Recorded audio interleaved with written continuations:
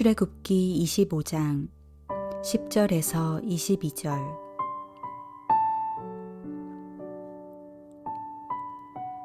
그들은 조각목으로 궤를 짜되 길이는 2규빗 반, 너비는 1규빗 반, 높이는 1규빗 반이 되게 하고, 너는 순금으로 그것을 싸되 그 안팎을 싸고 위쪽 가장자리로 돌아가며 금테를 두르고, 금고리 넷을 부어 만들어 그 네 발에 달되 이쪽에 2고리 저쪽에 2고리를 달며, 조각목으로 채를 만들어 금으로 싸고 그 채를 궤 양쪽 고리에 꿰어서 궤를 매게 하며, 채를 궤의 고리에 꿰인 대로 두고 빼내지 말지며, 내가 내게 줄 증거판을 궤 속에 둘지며, 순금으로 속죄소를 만들되 길이는 2규빗 반, 너비는 1규빗 반이 되게 하고, 금으로 그룹들을 속죄소 두 끝에 쳐서 만들되 한 그룹은 이 끝에 또 한 그룹은 저 끝에 곧 속죄소 두 끝에 속죄소와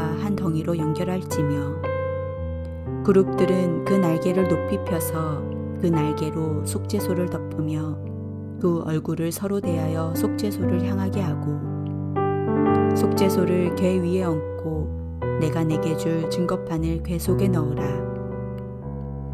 거기서 내가 너와 만나고 속죄소 위 곧 증거궤 위에 있는 두 그룹 사이에서 내가 이스라엘 자손을 위하여 내게 명령할 모든 일을 내게 이르리라.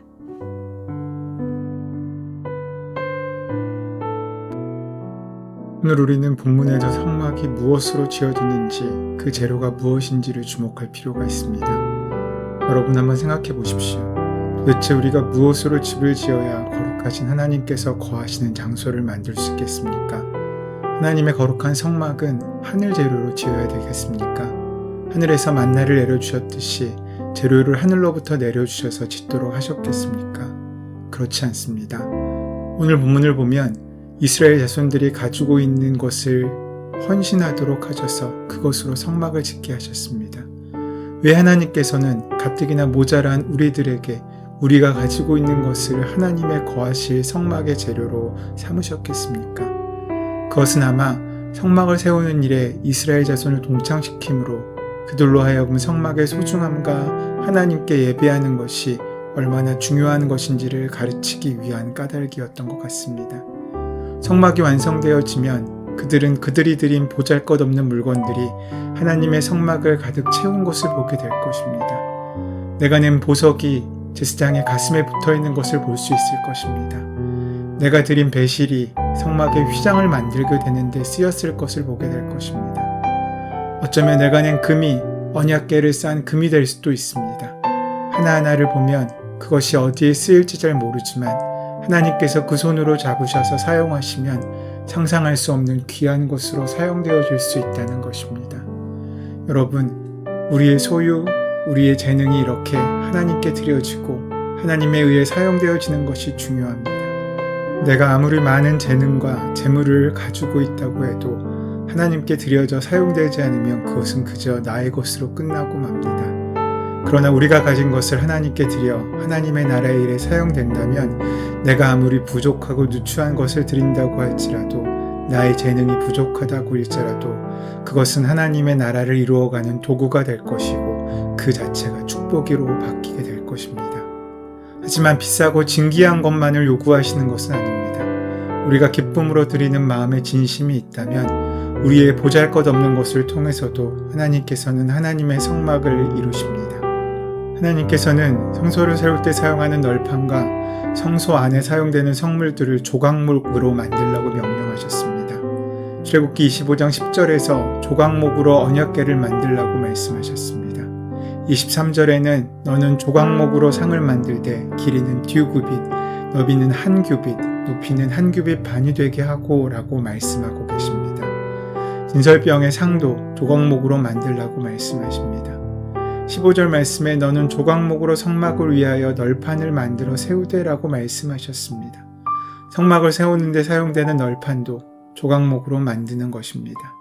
27장 1절 말씀에도 너는 조각목으로 길이가 5규빗, 너비가 5규빗의 제단을 만들 때 네모 반듯하게 하며 높이는 3규빗으로 하고 라고 말씀하십니다. 제단을 만드는데도 조각목을 사용하라고 말씀하신 것입니다. 이 조각목은 성경에 나오는 시띠나무를 말합니다. 이 시띠나무를 우리가 알고 있는 나무로 예를 든다면 그것은 아카시아 나무라고 할 수 있습니다. 가시가 많습니다. 거칠고 메마른 들판에 자라기 때문에 곱게 자라기보다는 휘어지고 비틀어집니다. 나무가 단단하고 옹이가 많습니다. 뿌리가 너무 깊어 캐기도 쉽지 않습니다. 아카시아 나무이기 때문에 자라면서 나무 속은 비어 있습니다. 그러니까 이 시띠나무는 가구를 만드는 데에는 전혀 쓸모가 없고 불을 지피는 땔감 용도로 사용될 수밖에 없는 나무입니다. 다윗은 자신의 궁전을 지을 때 나무 중에 나무인 백향목으로 자신의 궁정을 건축했지만 하나님께서는 가장 볼품없는 시띠나무를 택하셔서 하나님의 집인 성소를 짓게 하셨습니다. 시띠나무로 성소를 세우는 널판과 성문을 만들기 위해서는 이 시띠나무의 가시를 제거하고 거친 껍질을 잘 벗겨야 합니다. 옹이를 제거하고 구부러진 나무를 잘 켜서 널판으로 만들어야 합니다. 그리고 그 널판들을 잘 붙여 성문을 만들어야 했습니다. 손이 많이 가야 했습니다. 그러나 나무 자체가 그렇다 보니 제대로 모양이 나지 않았습니다. 그런데 하나님께서는 이 볼품없는 조각목으로 성소의 널판과 성문을 만들게 하시고 그 위에 금으로 입히셨다고 하십니다. 그렇게 하신 의미는 참으로 감사한 내용들을 담고 있습니다. 여기서 조각목은 무엇을 의미합니까? 하나님 앞에 서 있는 우리들을 의미합니다. 휘어지고 뒤틀려 있고 가시와 옹이로 가득한 볼품없고 쓸모없는 조각목은 하나님을 떠나 죄로 물든 우리의 모습을 상징합니다. 그 조각목으로 성문을 만들고 금으로 씌우라 하심은 우리의 허물과 상처를 덮는 하나님의 은혜를 의미합니다. 하나님의 성전에서 사용되는 성물은 그 자체가 훌륭하고 아름다워서 거기 있는 것이 아니라 모나고 허물 많은 모습이지만 누추한 재료이지만 하나님의 은혜를 덧입을 때 하나님께서 허락하고 사용하시겠다고 말씀하실 때 거룩한 성물이 될 수 있다고 우리에게 말씀하고 있으신 것입니다. 세상을 살면서 자기 잘난 맛에 산다지만 우리 자신을 돌아보면 조각목처럼 거친 세상에 살면서 이기적이고 자기중심적으로 구부러지고 휘어있는 우리의 약한 모습을 발견합니다. 우리의 성품은 다른 사람들을 따뜻하게 품기보다는 상처를 주는 가시로 뾰족하게 솟아있습니다. 살면서 체득한 경험과 지식들은 타인에게 유익을 주고 하나님께 영광을 돌리는 삶의 지혜가 되기보다는 나도 모르는 사이에 굳어진 옹이처럼 고집이 되고 아집이 되어 나와 남의 삶을 지치게 만듭니다. 나이가 들면 더 여유롭고 넉넉해져야 하는데 더 좁아집니다. 그래서 사람들은 나이가 들면 아이가 된다고 말하는가 봅니다. 마음이 커지면 주변 사건들이 작아집니다. 그러나 내 마음이 작아지면 주변의 사건들이 커지게 됩니다. 삶의 옹이와 가시는 우리 마음을 작게 만듭니다. 우리가 하나님의 백성이 되고 하나님의 나라를 이루는 데 쓰임받게 된 것은 우리의 어리석음과 거친 부분을 말씀으로 다듬어 주시고 십자가의 보혈로 씻기고 덮어주신 하나님의 은혜가 있기 때문입니다. 하나님께서는 조각목을 사용하셔서 성소와 성문을 만드시고 금으로 입히시고 우리에게 말씀하십니다. 너희들이 능력이 있고 거룩해서가 아니라 내 은혜로 너희를 내 백성과 일꾼으로 삼는다 라는 그 사실을 가르쳐 주시기 위한 까닭입니다.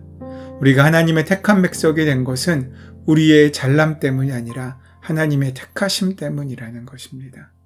그 하나님의 은혜를 모르는 사람들은 자신의 의를 드러냅니다.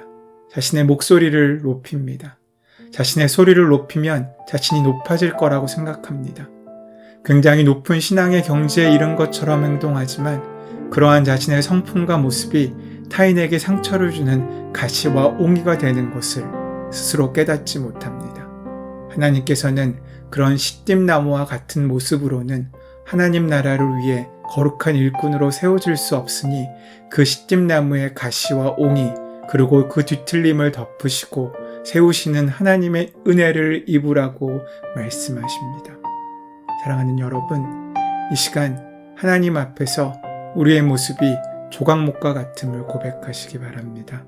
휘어지고 곳곳에 가시가 있는 거친 모습, 무엇인가 있는 듯 하지만 사실 그 속이 비어 있어 텅 비어 있는, 또 웅이가 깊고 커서 하나님의 일꾼으로 사용받고 쓰임받기엔 한계가 있는 우리의 약하고 부족한 모습을 고백합시다. 그래서 우리의 그 모습을 있는 그대로 주님께 맡기고 주님께서 성령의 은혜로 우리를 덮으심으로 말미암아 내가 이루어가는 내 역사가 아닌 하나님의 귀한 은혜로 말미암아 하나님의 귀한 성막을 채워가는 복된 삶을 사는 우리가 되기를 소원합니다. 그 하나님의 은혜로 덧입어 하나님의 거룩한 백성으로 서게 될 때 우리 자신을 조각목이라고 고백하며 하나님의 은혜를 소원하는 그때 하나님께서는 충만하게 우리에게 임하셔서 우리를 사용하실 것입니다.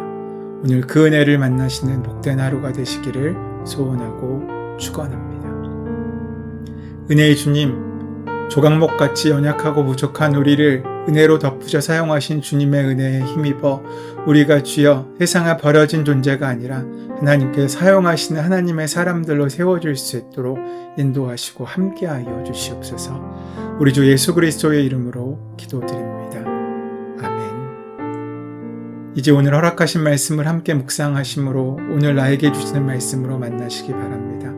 우리의 삶의 모든 문제와 간구를 하나님께 온전히 맡기시며 기도하는 시간 가지도록 하겠습니다. 함께 기도합니다.